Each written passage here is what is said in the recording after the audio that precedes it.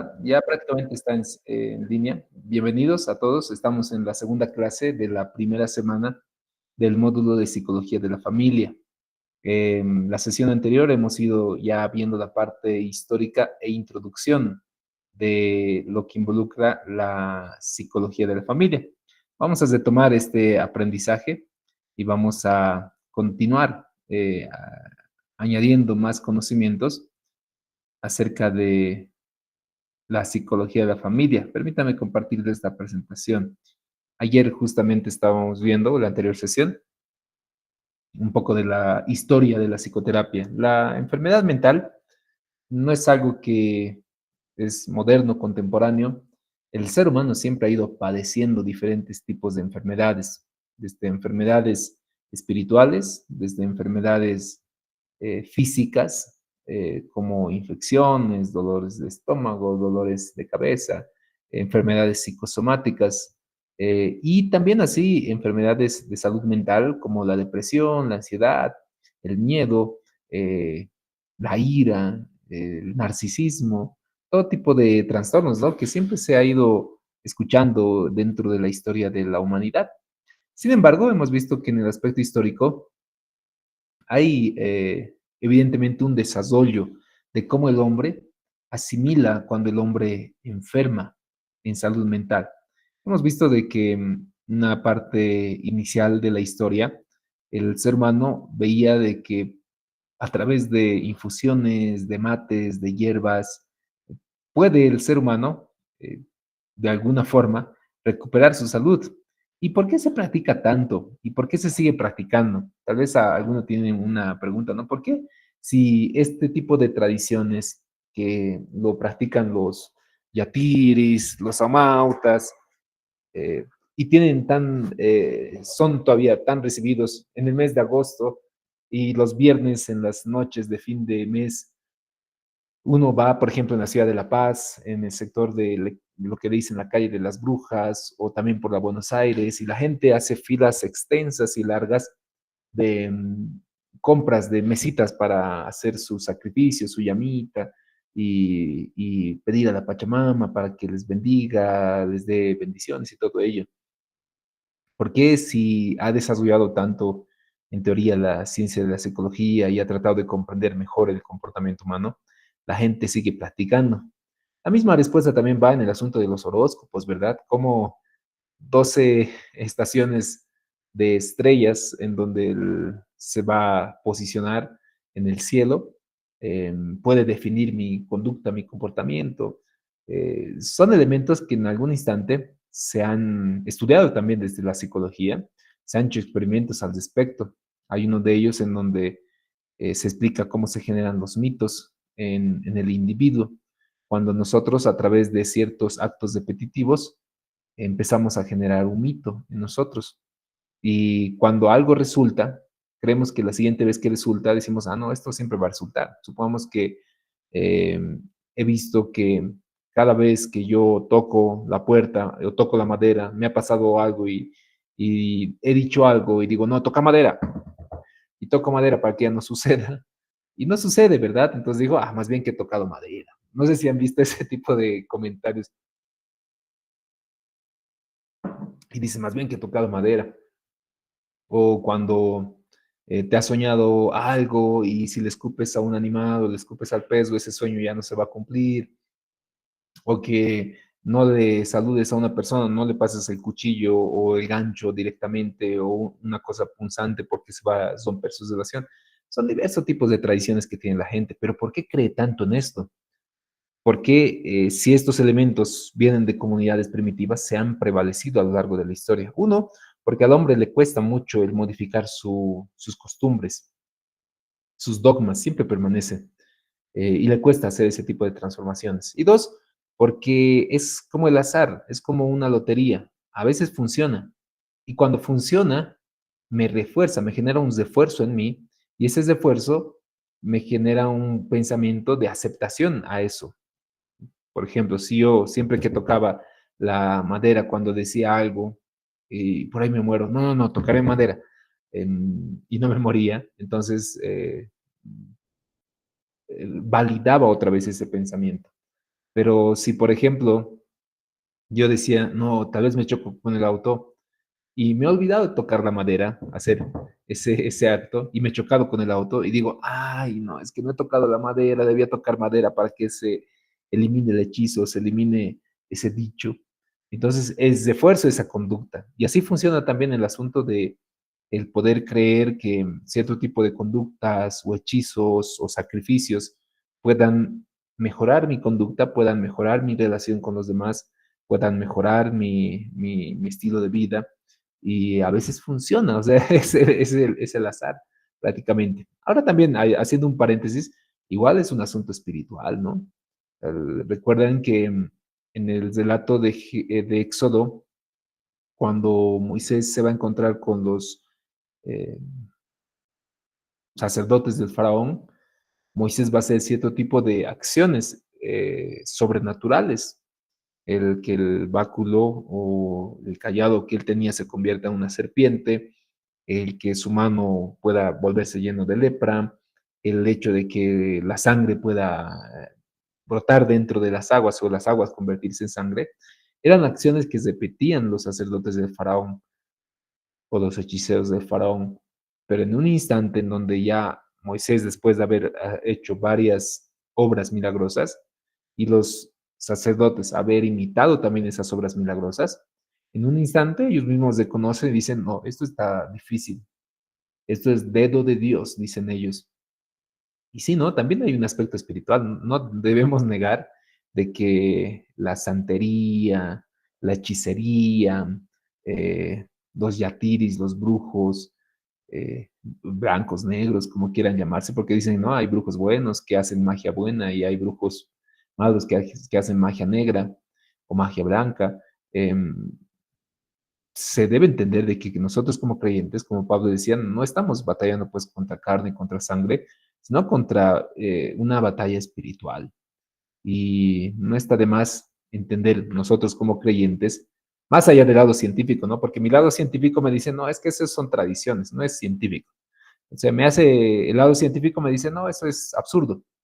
Pero el lado espiritual me hace entender a mí que sí hay una batalla espiritual, que sí hay muchos de ellos que tienen pactos con demonios, pactos con Satanás, pactos con espíritus, para que de alguna manera tengan cierto poder. Esto incluso aparece en la Biblia. ¿Se recuerdan cuando en Listra, Pablo también va a tener una controversia porque una de estas personas endemoniadas que tenía ese espíritu de adivinación, estaba gritando, no, estos son siervos del Altísimo, y de pronto le dan la liberación y eso genera un malestar con su dueño, porque una vez liberada de ese demonio, ya no tenía ese espíritu de adivinación. Entonces, notarán de que hay sí un aspecto espiritual, pero también la salud mental ha ido desarrollándose para medir, para calcular y modificar también el aspecto de la conducta humana. Entonces, sí hay un equilibrio para nosotros. Ayer justo Pastor Fidel, no recuerdo qué pastor era el que nos daba un poquito de conocimiento de algunos psicólogos con una línea cristiana espiritual que tratan de equilibrar ese razonamiento psicológico y ese razonamiento espiritual bíblico para un bienestar del creyente, incluso sea creyente o no, porque los mecanismos que tenemos como cristianos, la oración, el ayuno, la meditación, el congregarse, el arrepentimiento, la confesión de pecados, la meditación en la palabra de Dios, varias de estas disciplinas generan en nosotros un bienestar espiritual y ese bienestar espiritual genera también un bienestar mental y un bienestar físico. Hay la sanidad física, hay la sanidad espiritual, hay la sanidad mental, que puede ser obrada de parte del Espíritu Santo y nosotros ser un canal también de bendición para ese tipo de situaciones. Y el ideal desde que pueda establecerse pues como una escuela o una línea de sanidad en esta categoría, donde no solo se limita al conocimiento teórico de la psicología, sino que también navegue en el conocimiento bíblico, en la autoridad bíblica de la palabra de Dios para alcanzar ese tipo de sanidad.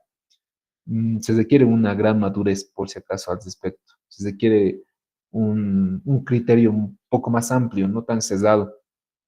Porque si analizamos también dentro del ámbito cristiano, hay cristianos que pueden pertenecer a una línea pentecostal y tener experiencias sobrenaturales mucho más amplias que un conservador que no es muy recurrente a este tipo de experiencias sobrenaturales como el hablar en lenguas, las revelaciones espirituales y este tipo de eventos que pueden ser muy particulares en ciertas congregaciones y entender esas realidades sin ser prejuiciosos, sin ser dogmáticos, es algo que necesita ser el psicólogo con principios bíblicos o el consejero con principios bíblicos para nosotros. Eh, Prácticamente un buen profesional psicólogo, y eso es lo que yo por lo menos aprendí en la carrera, no debería ser prejuicioso cuando haga atención en consulta. En el instante en que tenga y se establezca prejuicios sobre religión, sobre conducta, sobre la persona, queda invalidada la atención, porque ya no es objetivo, ya no es apto para hacer esa atención y tiene que derivar. Y lo vamos a ver un poquito más adelante esa situación. Para profundizar un poquito más el día de hoy, quisiera comentarles algunas corrientes o escuelas de psicología. Dentro de la psicología, hay pues una gran variedad de cocientes. Miren, esta es la línea histórica de cocientes dentro de la psicología. Eh, es una gran cantidad, notarán, con varios representantes. Actualmente, las principales que se suelen escuchar son estas: la psicología dinámica o psicodinámica, la psicodinámica breve, la teoría o terapia narrativa. Tenemos ahí la cognitiva conductual, que es la más popular actualmente dentro del contexto de la psicología. Prácticamente dos son bien reconocidas en el ámbito por lo menos nacional: la cognitiva conductual y la terapia familiar sistémica. Tenemos también ahí dentro de ello lo que serían las corrientes del psicoanálisis, que sería la terapia psicodinámico psicoanalítica. Mm, Hay algunos psicoanalistas, les comento, acá en Bolivia, no son muchos, pero sí hacen psicoanálisis. Pero ven que hay una gran diversidad, ¿no? Miren, la sistémica, la humanista, la conductista, la psicoanalítica, con sus propios representantes, ¿no? Pavlov, Watson, Freud, Jung, Rogers, entre los más representativos. Y cada psicólogo, les comento que es igual como las denominaciones. Cada psicólogo suele defender su posición teórica, de acuerdo a la formación también que tengan o la línea que habrán tomado en su análisis y atenciones de caso. Entonces, los psicólogos psicoanalistas defenderán pues su posición. Para tener un entendimiento mucho más claro, porque la manera como nosotros deberíamos optar en consejería es no cesarnos con una sola línea, porque eso va a limitar nuestro conocimiento y limitar también nuestra atención que podemos realizar en consejería. Lo más ideal para nosotros como consejeros cristianos es saber y conocer un poco más de manera general cada una de estas corrientes y rescatar lo más importante que puedan ser útiles para nuestro proceso de consejería o atención de caso. Entonces, el día de hoy vamos a explicar también de manera precisa, sin ahondar mucho en los aspectos históricos, por lo menos las principales corrientes, entre las cuales tenemos las siguientes. Uno, la cognitiva estructural. Permítame pasarles otro tipo de presentación. Lo voy a ampliar. Empecemos con esta corriente, llamada la corriente cognitiva estructural.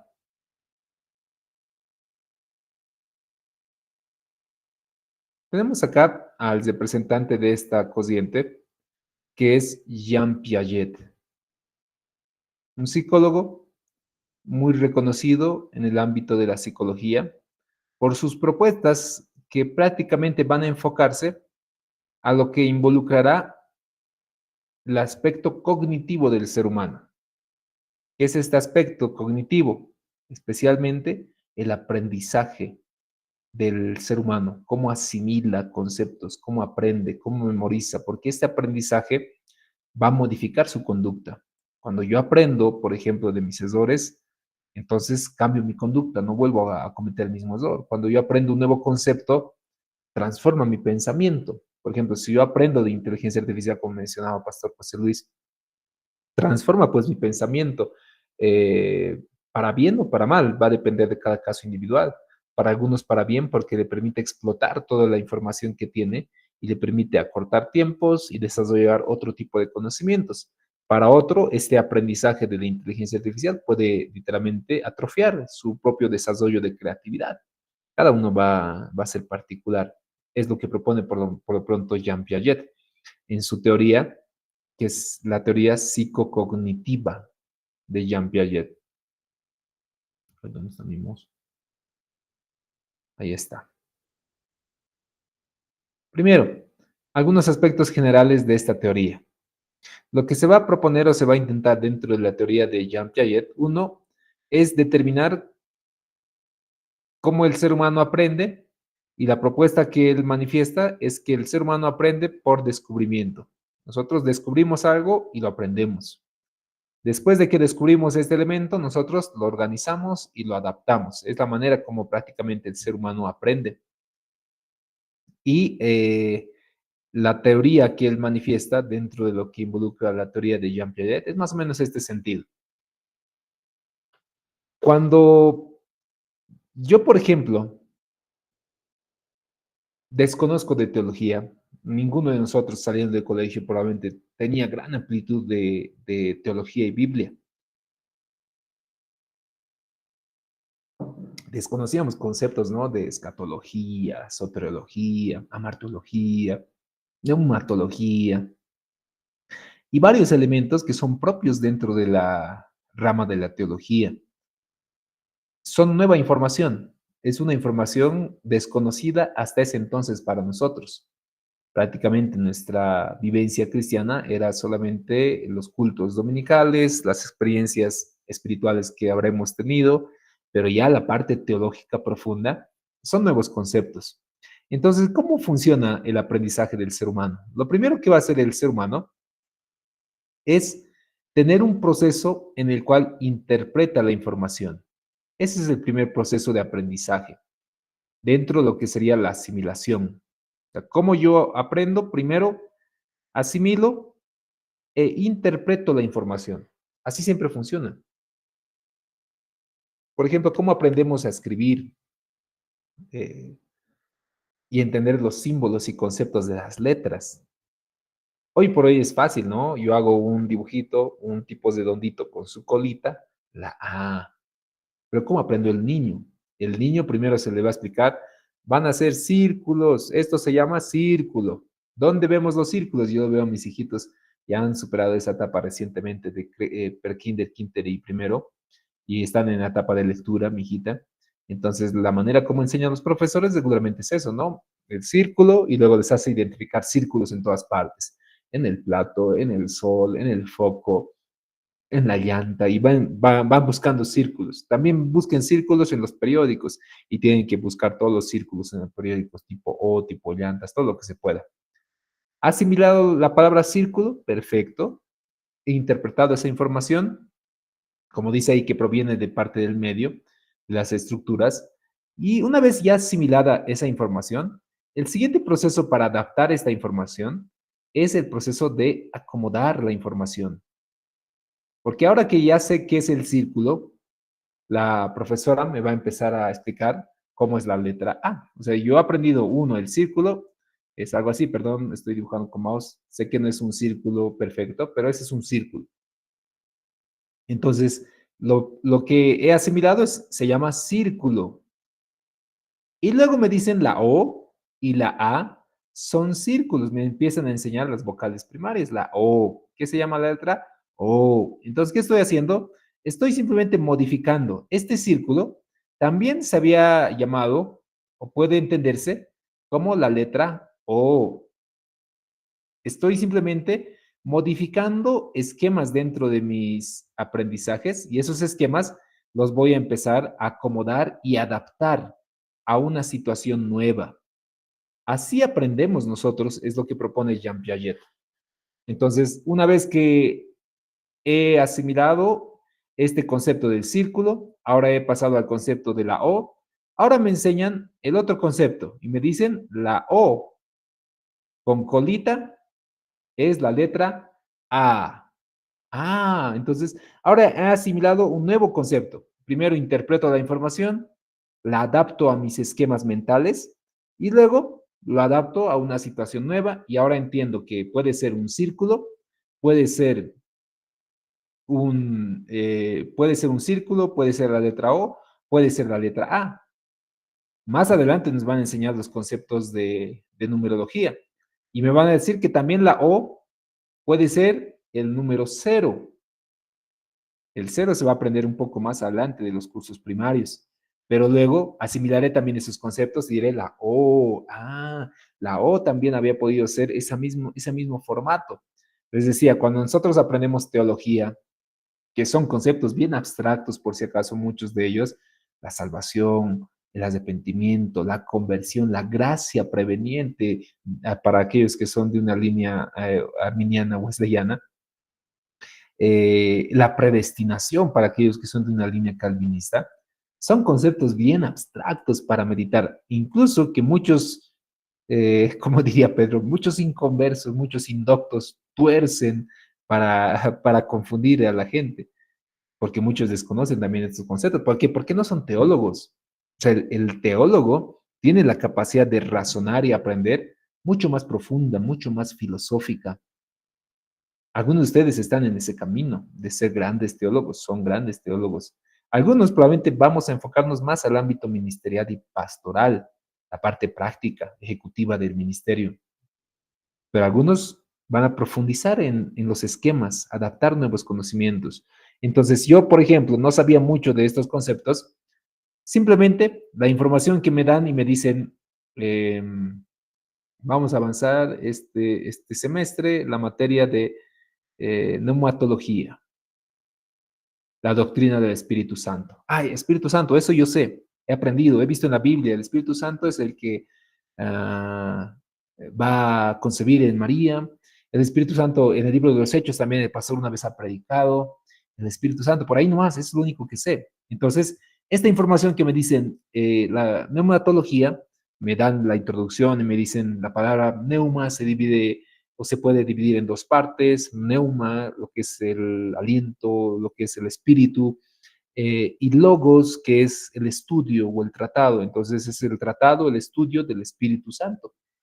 Y de ahí me van a empezar a profundizar otros conceptos. Lo que yo voy a hacer es, interpreto la información, la adapto en mí y la voy a acomodar.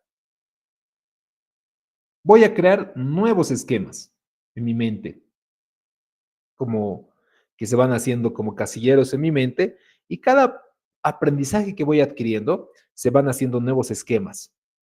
Tarde o temprano, estos esquemas me van a ser útiles para nuevas estructuras conceptuales. Estos mismos esquemas que ya los he aprendido, los voy a volver a asimilar y otra vez va a seguir este círculo de adaptación y de acomodación. Algún día, mis esquemas básicos eran simplemente el círculo.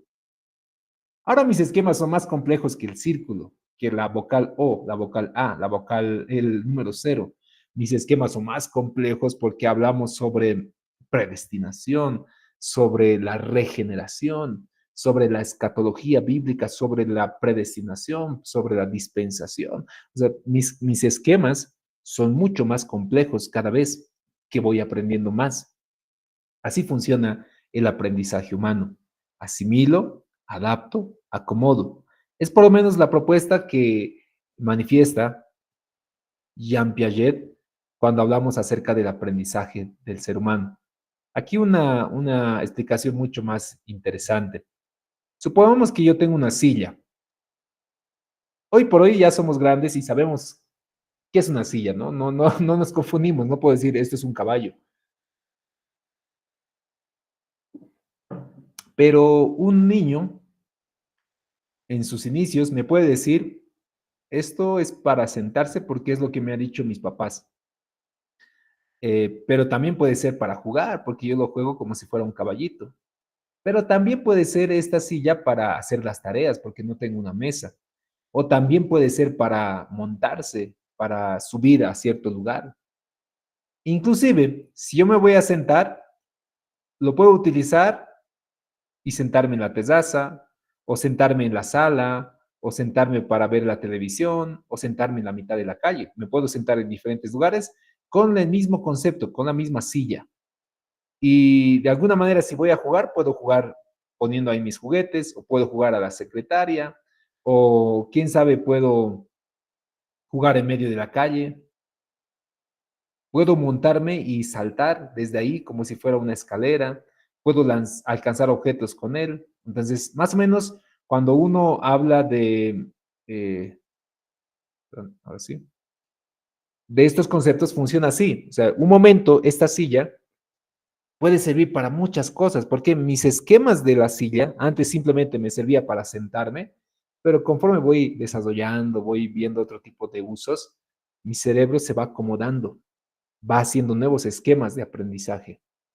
Eh, si en algún momento, por ejemplo, tengo mi Biblia, aquí está mi Biblia, entonces, anteriormente, mi Biblia, como cristiano cotidiano dominical, a mí me servía para decir presente en la escuela dominical y decir, ¿quién ha traído sus Biblias? Aquí está, y ese era el uso que le daba.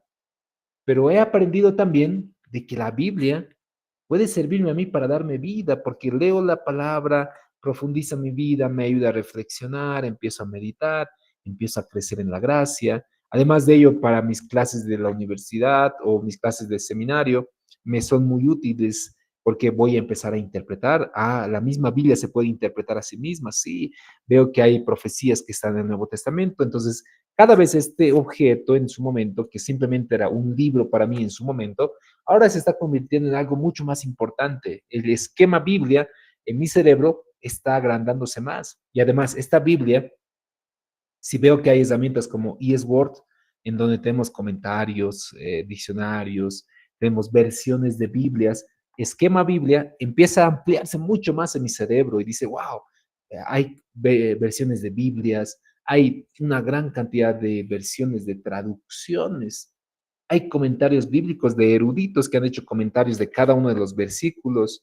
Entonces, mi esquema Biblia empieza a profundizarse y a hacerse mucho más amplio, como este caso de la sillita. He aprendido inicialmente que la silla simplemente era para sentarse, pero luego he aprendido que puede ser para jugar, que puede ser para hacer tareas, que puede ser para subirse, para alcanzar objetos. El esquema silla va creciendo en mi cerebro. Así aprendo. El instante en el cual nosotros dejemos de aprender va a ser el instante más triste de nuestras vidas, porque nuestro cerebro ya no va a asimilar nuevos esquemas. Desde el plano de eh, desde el plano neurocognitivo, ya no va a haber nuevas conexiones neurales. El cerebro literalmente puede hacer constantemente conexiones, nuevas conexiones neurales, cada aprendizaje que tenemos. Como esto, ¿no? Se empieza a entrelazar nuevas informaciones. Puede ser un juguete, puede ser una silla, puede ser algo para hacer tareas. Empieza a generar nuevas conexiones unas con otras. Es importante siempre aprender constantemente. No sé si es en a no aprender. No sé si es en simplemente a, no, esto así es y así lo voy a vivir siempre. Dense la oportunidad de generar nuevos aprendizajes, aprender un nuevo idioma, aprender un nuevo conocimiento, una nueva estructura, y las maneras hay diversas, ¿no? Puedes aprender con la lectura, puedes aprender viendo, puedes aprender escuchando, puedes aprender haciendo, eh, puedes aprender experimentando la realidad y es necesario. Entonces, entre los conceptos que Jean Piaget menciona acerca de la inteligencia, él va a proponer una teoría. La teoría de Jean Piaget habla acerca de estadios o etapas de desarrollo de aprendizaje. Porque notarán, hermanos, de que no todos aprendemos a un mismo nivel. No sé si han notado ese detalle. Hay algunos que aprenden bien rápido, hay algunos que aprenden más fácil, hay algunos que les cuesta y les está costando. Y cada uno de nosotros, conforme a la edad también, aprendemos de manera diferente. A un niño le cuesta aprender ciertos conceptos. A ver, enseñar a un niño teología. Doctora Juana, ¿tiene tal vez alguna pregunta? Juana Beizán.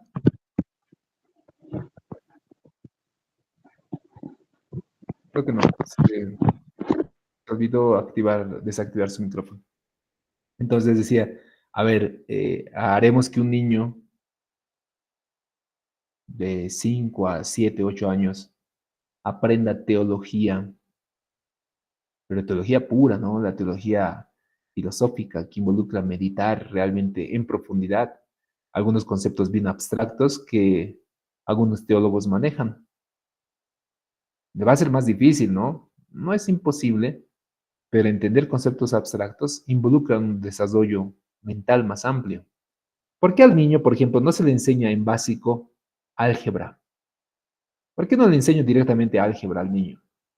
Si se acuerdan de álgebra un poquito, tal vez algunos ya lo hemos olvidado, pero álgebra, o sea, matemática básica, aritmética es 1 más 1, 2, 2 más 2, 4, 3 por 2, 6. Es fácil, ¿no? Son matemáticas, hijo, como decía el gallo, creo que era el gallo Claudio, ¿ve? Pero álgebra es más complejo. Álgebra tiene conceptos alfanuméricos. 2a más 3b menos 4c más 2a igual a x.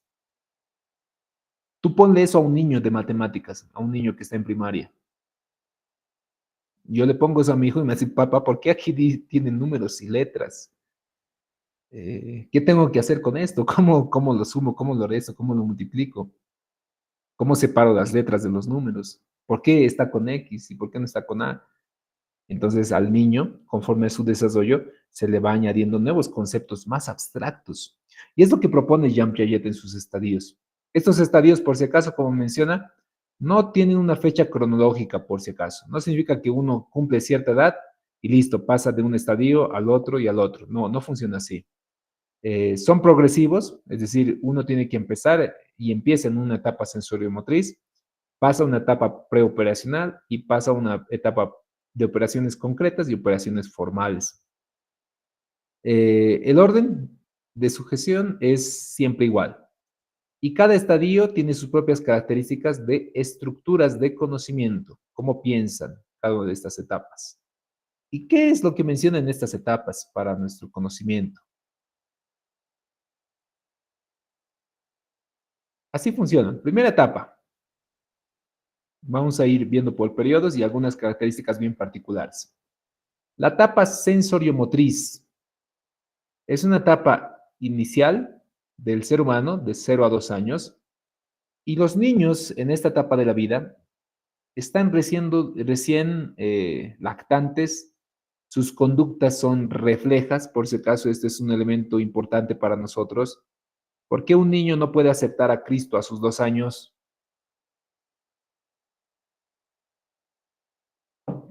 Si yo le digo al niño, ¿no ve? A ver, que cruce, le haremos cruzar sus deditos para que ore y le agazo sus manitos. Y por acción refleja, el niño va a agarrar sus manitos. Y puedo decir, no, yo, mira, está orando, le haremos orar, que acepta a Cristo como su Salvador. Y quién sabe, asiente así en su cabeza. Y yo puedo decir, mira, ha aceptado a Cristo. ¿A qué edad? A los 1 año ha aceptado a Cristo. No, pues no puede porque el niño en la etapa pre, de sensorio motriz, en la etapa de sus primeros años en infancia, toda conducta es refleja.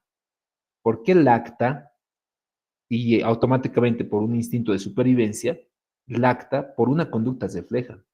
¿Por qué el niño, por ejemplo, me agaza, el pequeñito, yo le voy acercando y me agaza su manito y ¡pah! Me agaza y me dice, mira, me quiere? No es que te quiere, es conducta refleja. Prácticamente el niño en las primeras etapas de su vida no tiene mucho razonamiento. Todavía no hay un sentido de pensamiento reflexivo ni conceptual. O sea, no entiende muy bien incluso quién eres. Además, algunos incluso conversan de que además la visión le es un poco limitada. Empieza recién la etapa de aprendizaje. Empieza a aprender ciertos sonidos, ciertas conductas. La disciplina empieza desde el vientre de la madre, por si acaso, como menciona la palabra de Dios, pero el aprendizaje empieza desde que ya está desarrollándose el niño. Y este aprendizaje va a ir en constante desarrollo a lo largo de su vida. La primera etapa del niño es una etapa egocentrista. ¿Por qué egocentrista?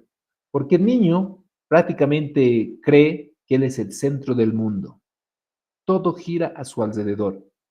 Por eso viene el llanto en algunos instantes, porque no ve a la madre o no está el padre o no hay alguien a su atención y él piensa de esa manera que, como dice ese refrán, guava que no llora, no mama, porque su inteligencia o la inteligencia del niño es práctica, es una inteligencia refleja. Si, por ejemplo, eh, yo recuerdo a modo de testimonio, mi hijo los primeros años no lloraba mucho, los primeros meses. Era un bebé muy tranquilo y estábamos muy contentos porque descansábamos bien y estábamos muy bien, pero aprendió a llorar, o sea, prácticamente aprendió a llorar de una manera bien particular. Una de estas, regularmente, si se sentía un poquito mal, o estábamos como éramos papás primerizos, buscábamos rápido, si estaba sucio, ya le cambiamos rápido. Pero en una de esas ocasiones no paraba llanto, tampoco tenía gasecitos, tampoco su pañal estaba sucio, decíamos, ¿qué está? ¿Por qué llora tanto? Y veíamos que su media, le habíamos puesto unas mediecitas que nos habían obsequiado y eran muy apretas. Le hemos sacado las medias y el niño se calmó, muy pequeño. Pero de ahí él ha asociado una inteligencia práctica, ¿no? Él ha asociado de que el llanto es una manera de manifestar la inconformidad o el malestar que está atravesando. Y ya desde ahí, si le faltaba algo de comer, lloraba, y si quería que estemos ahí o que estemos atentos a él, lloraba, y era empezar a hacer otro tipo de, que adelante vamos a avanzar, conductismo, un tipo de sugestión diferente, pero el niño en esta primera etapa de la vida tiene ese tipo de conducta.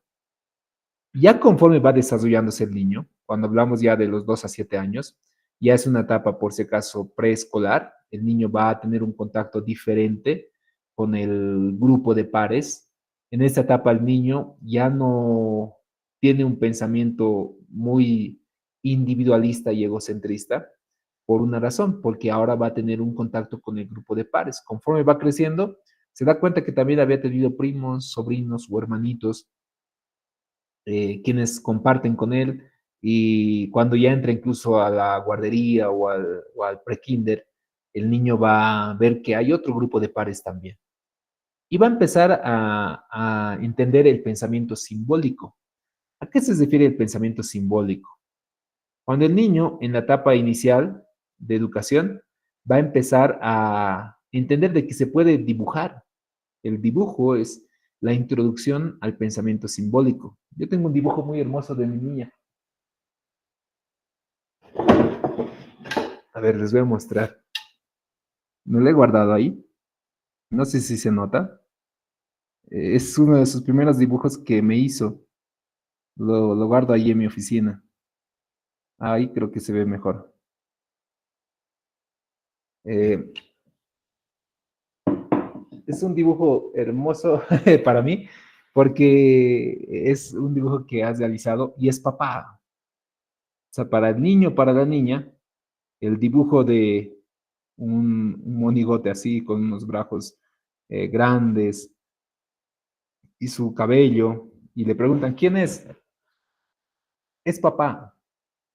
Entonces hay un símbolo, o sea, esto se va a convertir en el símbolo de papá. No es papá, pero es su símbolo, es la representación gráfica.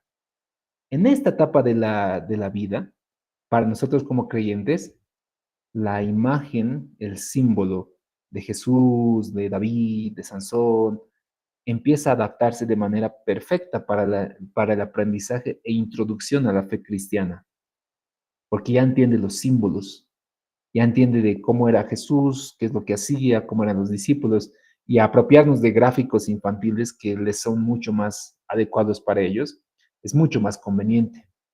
En la etapa preoperacional se imitan las conductas.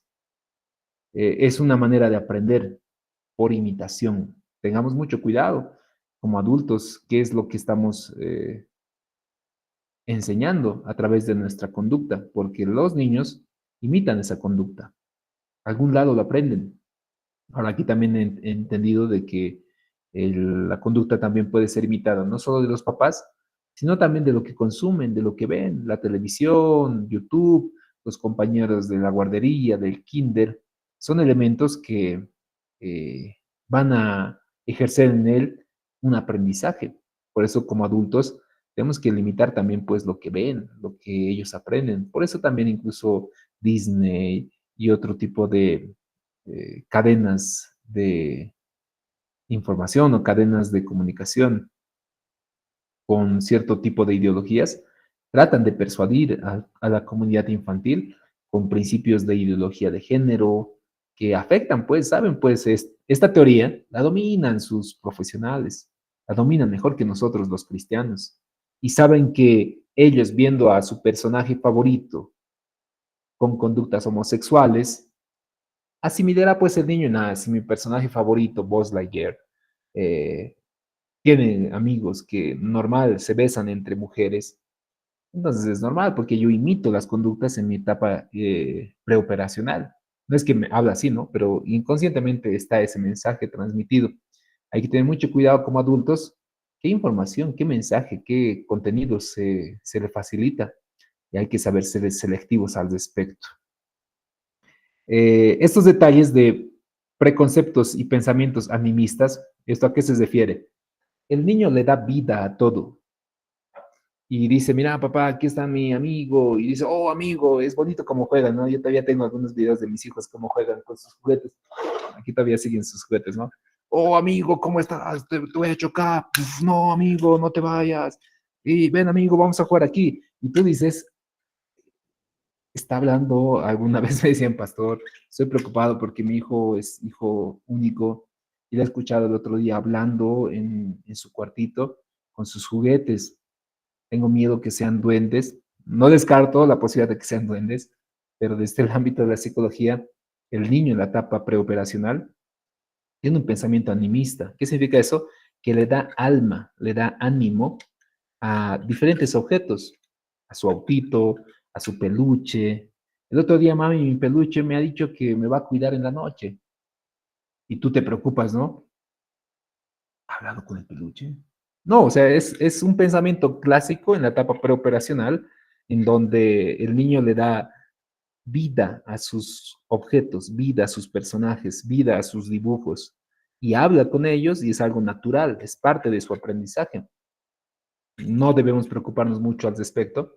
No descarto otra vez el aspecto de los duendes, que puede ser una opción, pero la mayoría de los niños es porque es su desarrollo natural, es su desarrollo natural. Da explicaciones incoherentes con la realidad. ¿Por qué está lloviendo? Y dicen, es que el otro día se ha caído mi auto y, y está triste y por eso la lluvia está descendiendo y por eso está lloviendo en el cielo. Eh, entonces, la manera como el niño se expresa en esta etapa de la vida es por lógica y va a dar algunas respuestas incoherentes con la realidad. Y dejemos ser a los niños niños.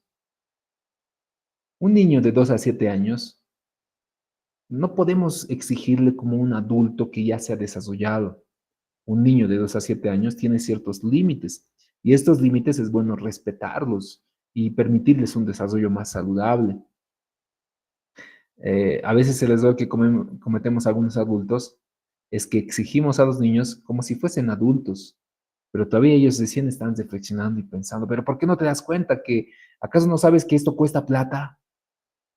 Y el niño se ha roto todo su buzo porque ha empezado a gatear con sus autos en la calle o en el patio y ahora toda su ropa que era ultra cara, de más de 500 bolivianos su pantalón, porque es de una marca muy reconocida. Y el papá le exhorta y dice, ¿por qué no te has dado cuenta? ¿Acaso no sabes que esto, acaso es gratis? Y se niega mucho porque le ha costado plata. Yo he guardado una recomendación de una de mis docentes y le he aplicado.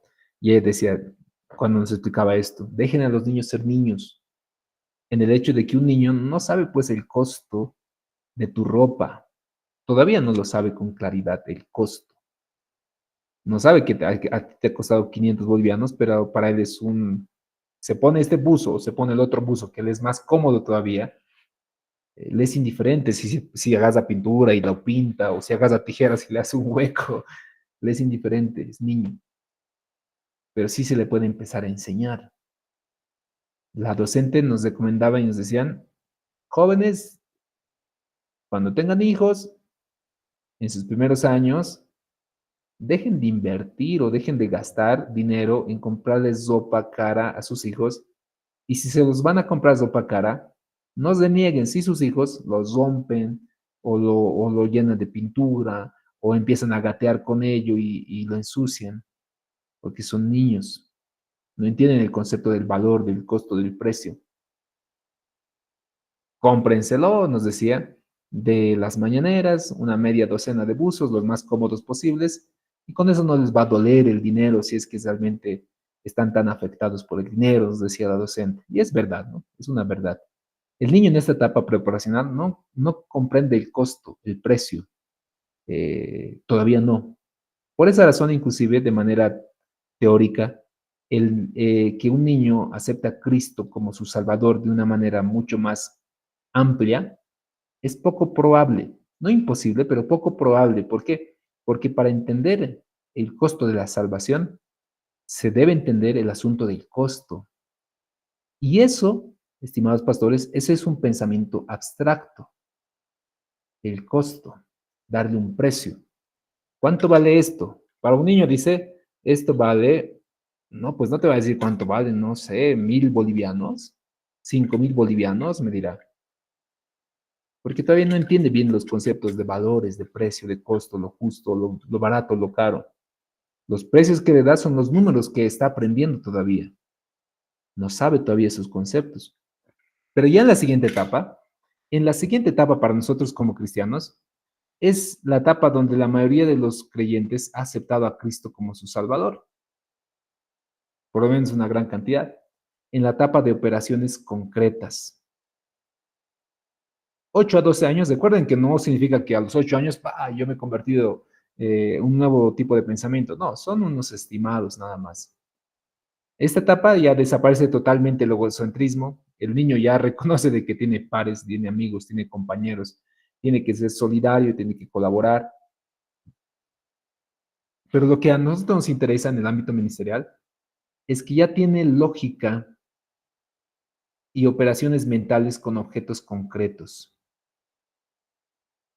Se desarrolla ya el aspecto lógico dentro del niño y el aspecto de las operaciones mentales. Es decir, el niño ya en su mente, en esta etapa de la vida, empieza a calcular, ¿no? Aunque sea con deditos impulsándose, pero dice, a ver, 2 más 2, 4.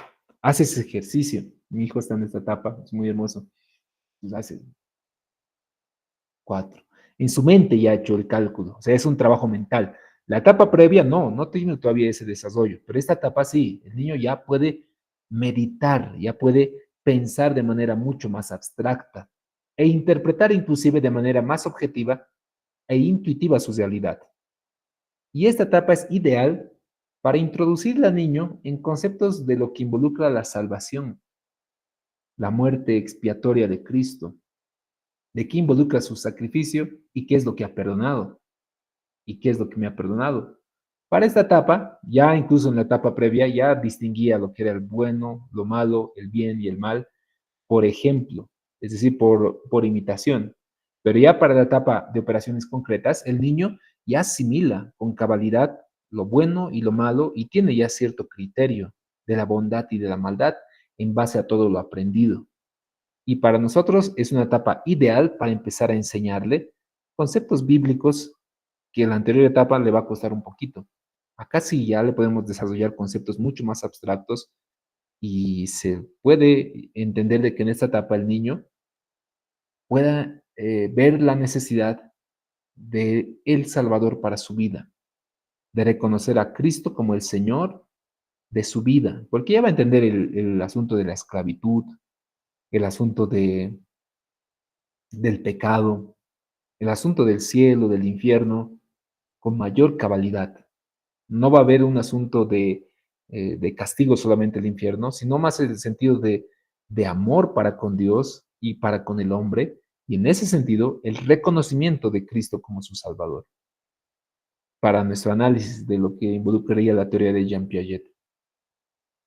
La siguiente etapa, la etapa de operaciones formales, es una etapa que se supone que las personas deberíamos haber alcanzado alrededor de nuestros 12 años en adelante. Sin embargo, muchos de los seres humanos nos quedamos en una etapa muy intuitiva de operaciones concretas. Yo recuerdo en la universidad había un insulto entre psicólogos que era preoperacional. Decían, tú eres preoperacional. Es la etapa previa, por si acaso, la imaginativa, todo ello. En las operaciones formales, el individuo se supone que ya tiene más un razonamiento más hipotético y verbal. Su pensamiento debería ser más lógico, abstracto e ilimitado y ser un individuo más reflexivo. Sin embargo, esta etapa de operaciones formales, desde la teoría igual de Jean Piaget, es una etapa ideal del ser humano, al cual no suelen alcanzar una gran cantidad de personas, porque la mayoría nos quedamos en operaciones concretas, es decir, solo pensamos lo concreto, lo que nos han enseñado y eso nomás nos vamos a quedar. Nos reflexionamos, no pensamos, no tenemos un pensamiento más abstracto, más ilimitado, más crítico, más lógico, más reflexivo, sino solamente nos quedamos con la lógica de nuestras operaciones concretas, lo que nos han enseñado nada más. Hacemos interpretaciones bien objetivas, solamente basadas en nuestra realidad. Eso es lo que hacemos. Y si bien no somos tan egocéntricos, entendemos de que hay un común, hay un diálogo con los demás. La lógica está limitada solamente a nuestros pensamientos concretos.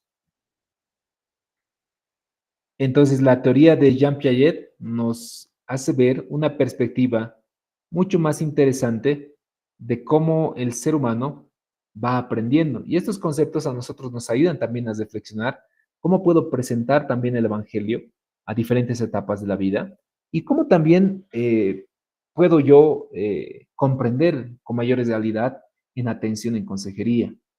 Si viene un padre que me dice, mis hijos tienen conflictos porque parece que están hablando con espíritus, pero el niño tiene sus 6 añitos, 5 añitos, yo como terapeuta, como psicólogo, entenderé pues que es una etapa natural, pero eso no involucra que no vaya a descartar asuntos espirituales. Y ahí viene el aspecto espiritual. Pablo habla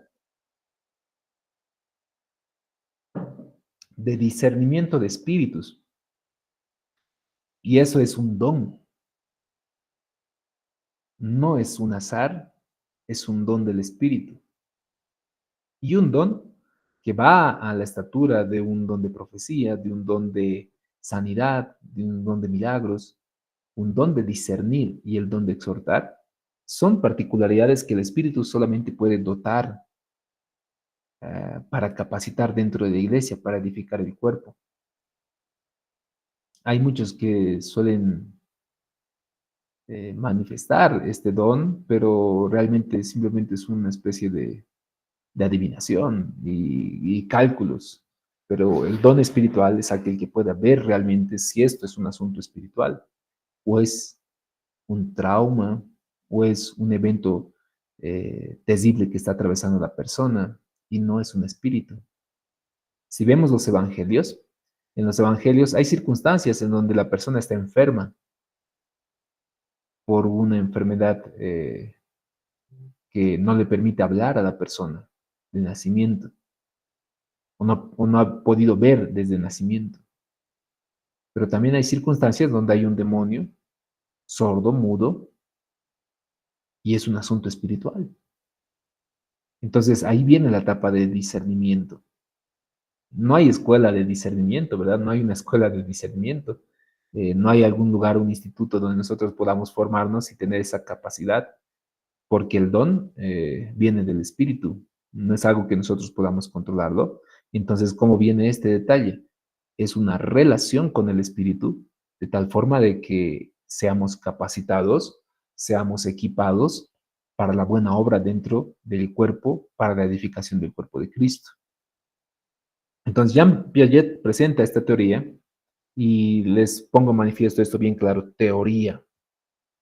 No es una verdad absoluta. Todo lo que vayamos a ver durante estas clases, por lo menos introductorias, siempre voy a ser claro cuando les diga es teoría, teoría.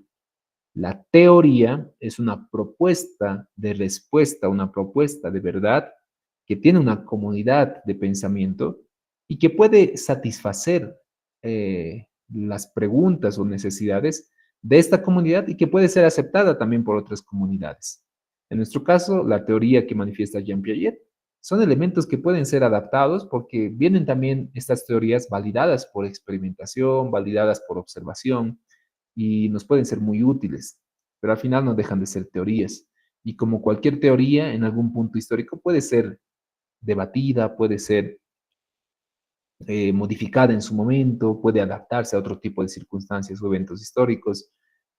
Ahora, por ejemplo, lo que menciona Pastor José Luis, con la tecnología de la inteligencia artificial, es probable de que el aprendizaje humano vaya a modificarse en gran manera. La manera como aprendemos a leer, a escribir, a hacer trabajos, informes, va a modificarse.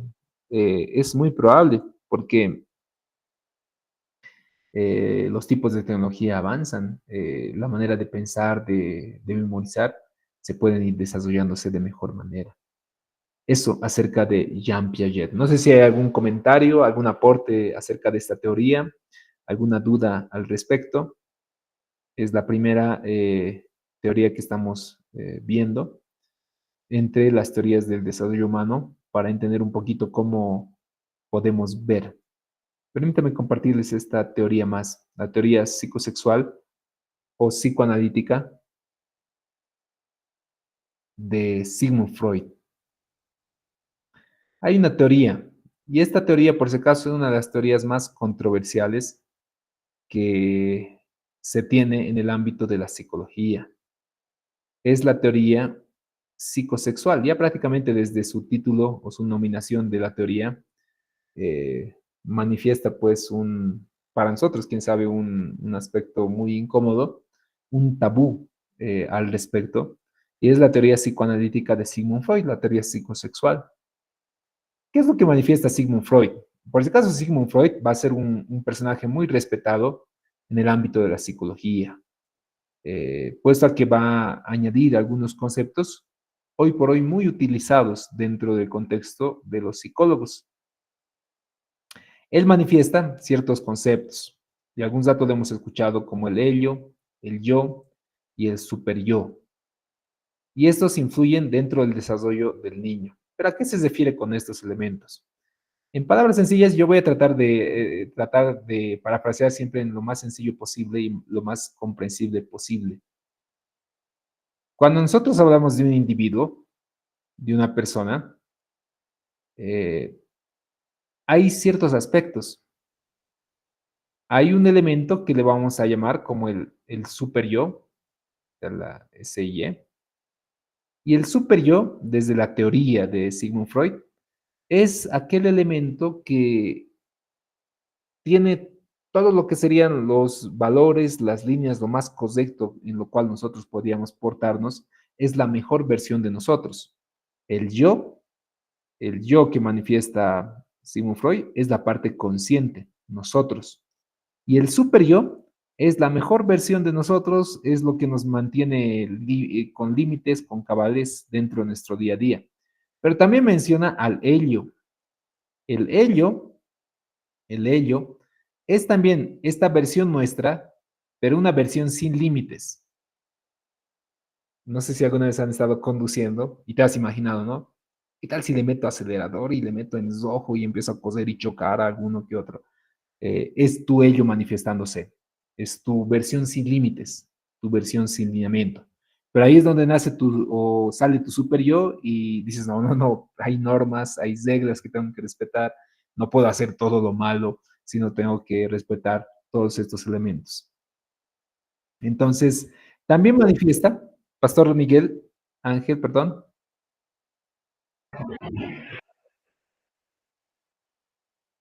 Sí, Pastor, no le escucho. Ah, sí, súper. Perdón, no le he podido escuchar, Pastor.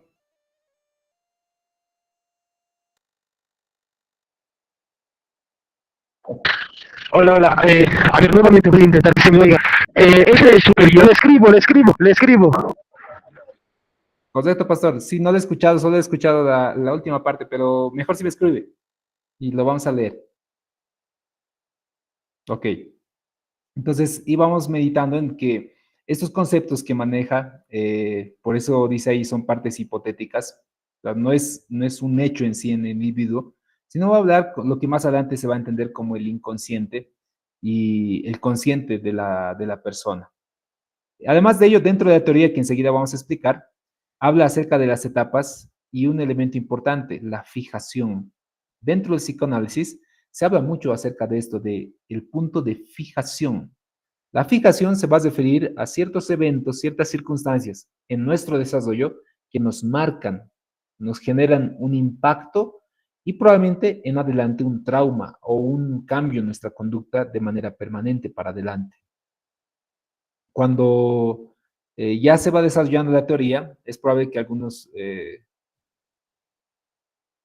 queden un poquito, sería incómodos por la teoría de Sigmund Freud, pero simplemente vamos a tratar de ver lo más rápido posible y tratar de descartar los elementos mucho más importantes para nuestros momentos de interpretación o de análisis de casos. Sigmund Freud va a dividir las etapas de desarrollo en diferentes fases a lo largo del desarrollo del niño hasta su adolescencia. La primera fase es la fase oral. Cuando hablamos de la fase oral, él se refiere a y va a determinar las fases de acuerdo a las zonas de gratificación o zonas de placer, como menciona Sigmund Freud. En la fase oral, el niño, al amamantarse, al lactar y en el chupeteo, en algunos instantes, el niño, esto por si acaso, desde la perspectiva de Sigmund Freud, es una teoría y no está totalmente validada, pero vamos a rescatar algunos elementos, manifiesta, ¿no?, de que el niño empieza a juguetear con el seno de su madre, pero no solamente en un sentido de alimentarse, sino también con un sentido de gratificación. Entonces, la boca se va a volver en una zona de placer, por eso se va a llamar la fase oral. Y en esta etapa de la vida va a haber algunos elementos importantes en su desarrollo. Tomen en cuenta de que estamos hablando desde los 0 años hasta más o menos el año y medio a 2 años del niño. ¿Qué sucede? El niño, diversos casos, ¿no? Un niño que, por ejemplo, no ha recibido lactancia materna, que se le ha quitado ese apego hacia la madre, o un niño al cual ha recibido lactancia materna, pero se le ha quitado la lactancia de una manera traumática, donde la mamá le ha puesto un bicho grande y le ha dicho, no, ahora aquí en mi seno hay un bicho y tú nunca más vas a poder tomar. Y el niño queda fijado. ¿Qué es esto? La persona fijada, según la teoría de Sigmund Freud, es una persona que en la etapa de la fase oral ha recibido un impacto fuerte, de tal forma que esta fijación desde los primeros años va a afectar su vida adulta. ¿Y en qué manera le va a afectar? Probablemente sea propensa a comer en exceso, propensa a beber, propensa a fumar, propenso a comerse las uñas o chupar bolígrafos. No sé si algún instante eso ya era incómodo, pues en la universidad, yo recuerdo. Porque hay algunos que tenemos esta fijación, ¿verdad? Mm, como si estuviéramos chupando algo, ¿no? Sí, y otra vez. Y eso, desde la perspectiva de Sigmund Freud, es que es una persona que ha tenido una fijación en su etapa de la fase oral, en sus primeros años de vida. Y la teoría del psicoanálisis más o menos navega en ese sentido. No solo se va a enfocar en la etapa actual del individuo, sino va a ser una regresión hacia etapas previas. Incluso algunos psicoanalistas hacen regresiones de sueños hasta la etapa del vientre. Yo leí algunos textos donde los psicoanalistas hacen análisis y regresiones hasta la etapa en donde el niño se encontraba en el vientre. Ya son puntos mucho más exagerados. Por eso actualmente los psicoanalistas, desde la perspectiva de los psicólogos, no suelen ser muy validados. No tiene mucha validación ese tipo de intervención que se realiza. Pero sí hay algunos elementos muy descartables. Por ejemplo, los test psicotécnicos, los test proyectivos, el de dibujo a un árbol, dibujo a la figura humana, dibujo a una persona bajo la lluvia, o ese tipo de test, nacen pues desde la perspectiva psicoanalítica. Entonces no es que todo lo que se propone desde la perspectiva del psicoanálisis es incorrecto. Los principios que podemos descartar desde el psicoanálisis es el hecho de que hay ciertos eventos en nuestra infancia que marcan la vida adulta. Y si bien no vamos a hacer regresiones, debemos entender de que hay una responsabilidad del adulto determinante para que todo el desarrollo del niño pueda ser lo más saludable y adecuado posible. Las siguientes fases, viene la fase anal, les decía que puede ser un poquito tabú para nosotros conversar de estos elementos. La fase anal se refiere a que el niño de alrededor de 1 a 2 años hasta los 18 a 3 años, los 18 meses a 3 años, la zona ya no se vuelve, puesto a que el niño ya ha sido destetado. Ahora el niño empieza a defecarse, o sea, empieza el inicio del control de esfínteres, pero el niño, a pesar de que tiene esa facultad de controlar cuando puede y tiene que ir al baño, pero en algunas circunstancias simplemente expulsa como una especie de jugueteo. Y eso Sigmund Freud lo va a llamar como la fase anal, donde la zona de placer y gratificación es justamente el ano del niño, y la persona también puede tener una fijación. ¿Qué sucede? Cuando el padre, la madre ve al niño que ya constantemente sigue usando pañales, se ha mojado su buzo, ha mojado la casa, ha mojado los zapatos, le hace pasar vergüenzas, y hay padres que los empiezan a disciplinar de una manera muy agresiva y los meten a la ducha y los empiezan a golpear, o no sé, les hacen una vergüenza frente a toda su familia, y dicen, eres un niño cochino y no puedes hacer hasta ahora, y se hacen una burla de él, y el niño va a empezar a asimilar conceptos como el asco, como la vergüenza en esta etapa. ¿Y pero qué sucede? La persona va a tener una fijación. Recuerden, fijación es un evento traumático en una fase de desarrollo. Y sucede que la persona, en la etapa adulta ya, es una persona más estricta, obsesiva. Y obsesiva especialmente con la limpieza. Puede ser una persona más cruel, más destructiva, una persona muy avara o desorganizada y descuidada. ¿Por qué? Porque en la etapa de la fase anal, en estos años en donde él tenía que tener un desarrollo mucho más saludable, el adulto que estaba bajo su responsabilidad, le ha generado un trauma que le va a afectar en su desarrollo de etapa adulta. La propuesta que hace Sigmund Freud es evidentemente muy controversial, todavía nos falta 4 etapas, las cuales nos va a ayudar a entender también algunos conceptos de pareja, de relación, para nuestras atenciones de caso. Pero ya más o menos se ve la lógica, ¿no? La lógica de Sigmund Freud es que a lo largo de la etapa de desarrollo humano, en cada una de estas etapas, en lo posible, el adulto tiene que tratar de que pueda atravesar estas 3 etapas de la manera menos traumática posible. Porque cuando se utiliza la agresión, se utiliza el maltrato, se utilizan algunos eventos que pueden generar una marca, una fijación en el individuo, va a trascender a su etapa adulta, y eso afectará también en su comportamiento, en su conducta, en los malos hábitos que tiene, en los tipos de prácticas que ejercita, en la manera como asimila y aprende. Y más o menos en ese sentido, para nosotros es importante entender eso, porque lo que nosotros aprendemos de niños, los eventos que vivimos en la infancia, marcan en la vida adulta. si un niño, por ejemplo, desde las primeras etapas de su vida, donde genera confianza, ha sido abandonado en una etapa adulta, es una persona muy desconfiada, una persona muy celosa, muy insegura. Pero eso no viene de la noche a la mañana, eso viene desde las primeras etapas de la vida. Y en consejería matrimonial se tiene que averiguar ese tipo de detalles. Si es que ha tenido un desarrollo adecuado y un apego adecuado con sus padres o has recibido un abandono, entonces él tendrá ciertas dificultades y hay que ir dándole herramientas para que esas dificultades lo pueda atravesar de mejor manera. No sé si hay alguna pregunta al respecto hasta ahí, queridos pastores. Lice, Sí, pastor. una preguntita. Las traumas pueden afectar desde la gestación, desde la vientre de la madre. A ver, el niño desde el vientre de la madre ya recibe estímulos y todos los estímulos que se generan en el vientre son asimilados y generan aprendizajes. ¿Cuál es esta lógica? Miren, si la madre a lo largo de su desarrollo de gestación va a ser una madre que está siendo cuidada, respetada, muy amada por su esposo, está en un contexto familiar muy saludable, es un niño deseado además. El corazón y el latir del corazón, que está muy cerquita al vientre de la madre, eh, eh, el corazón de la madre transmite pues ese estado emocional.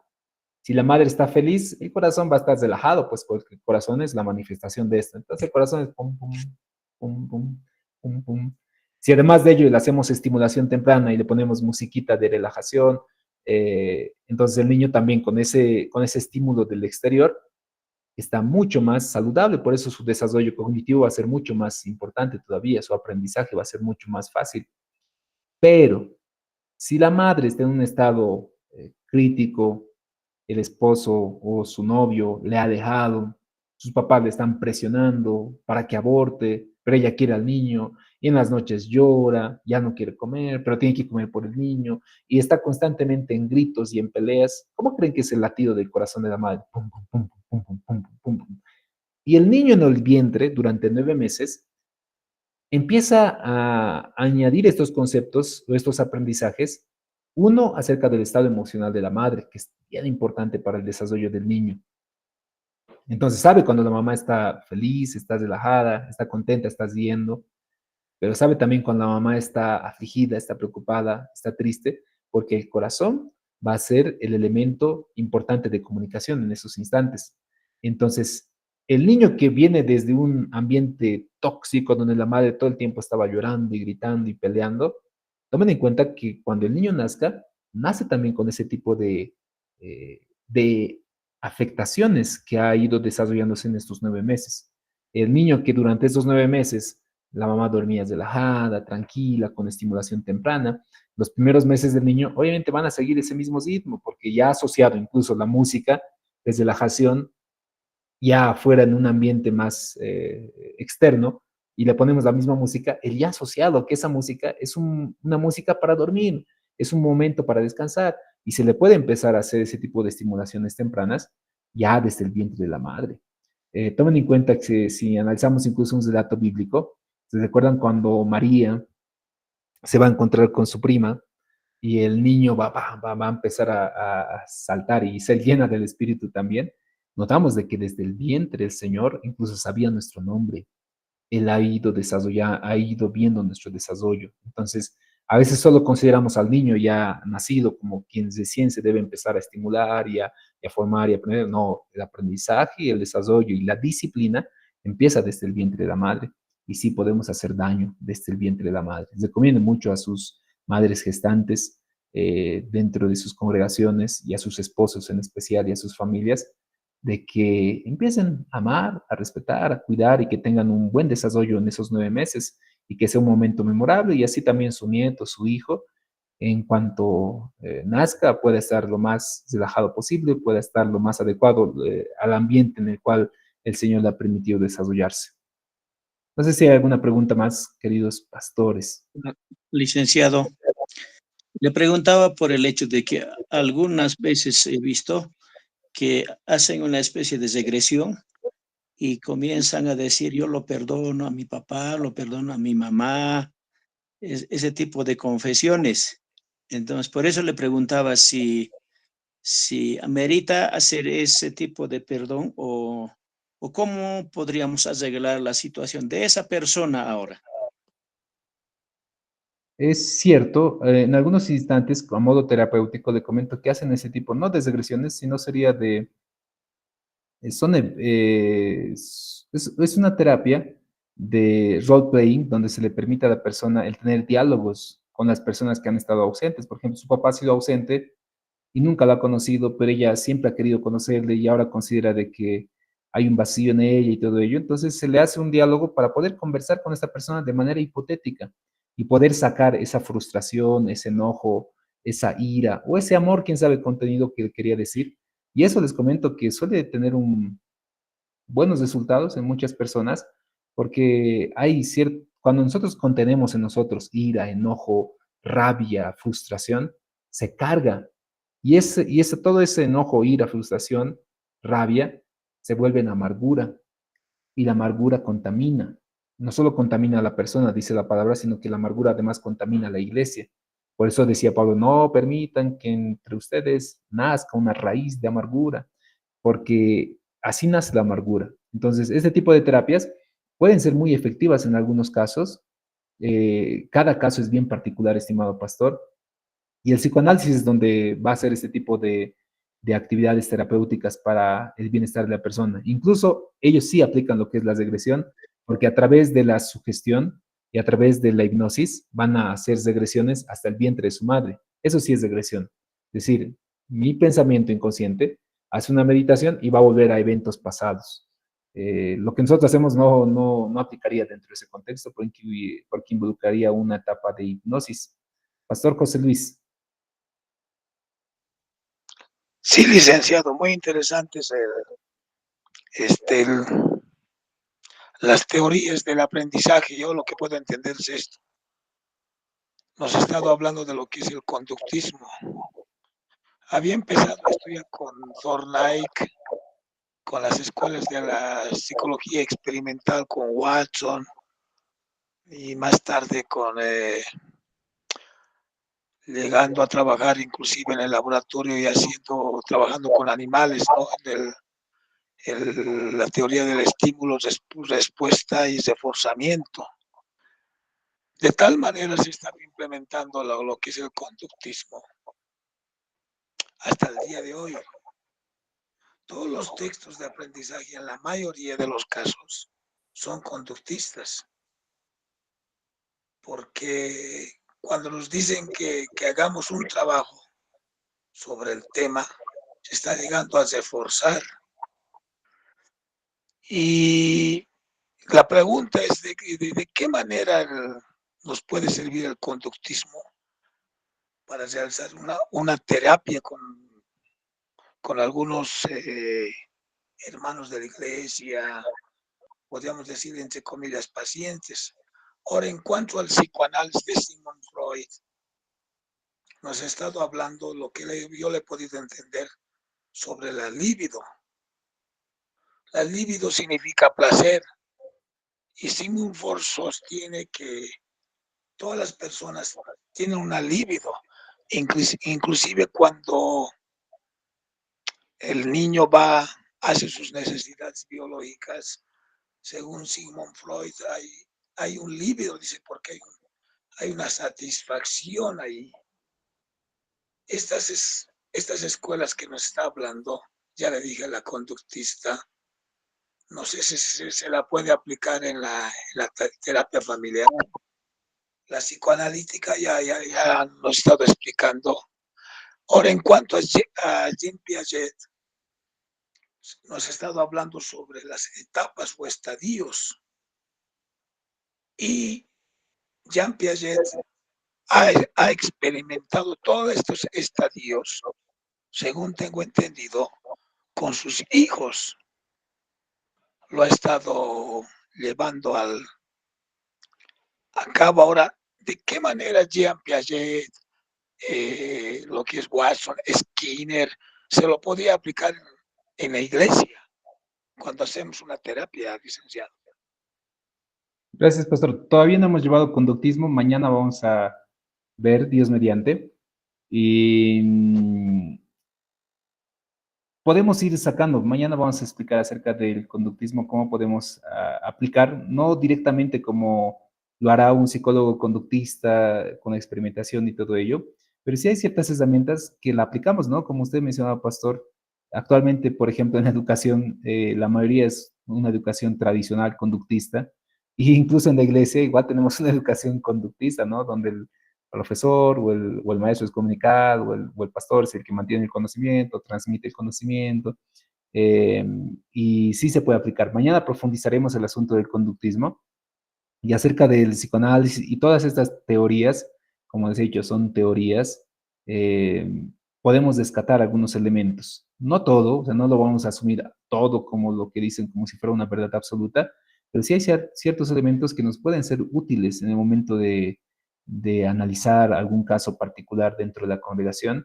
y saber que hay ciertas herramientas que pueden ser utilizadas en algún momento para un bienestar. Cada caso es bien particular. Y si, por ejemplo, yo sé que para algunos puedo utilizar un ejercicio de role playing, de conversar con un ser ausente que él deseaba conversar, pero quién sabe, para otra persona no le es muy útil y realmente una terapia conductista puede ser mucho más adecuada y la terapia conductista involucrará estímulos como es de compensarse con un dulcecito, es de compensarse con un chocolate cada vez que tenga un avance.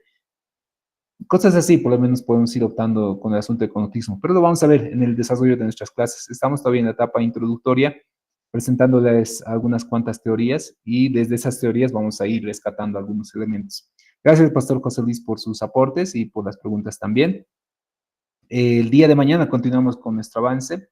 La clase grabada del día de ayer ya está en línea, pueden acceder a ella en la página, en la simple página web de la materia y para que puedan repasar aquellos que no han estado presentes el día de ayer. Que el Señor los bendiga, que tengan un buen descanso, estimados pastores. No sé si hay alguna pregunta final que alguno tenga de manera emergente, si no, mañana también vamos a continuar todavía con nuestro avance de la materia. Que tengan muy buenas noches, un buen descanso. Hasta el día de mañana, pastores.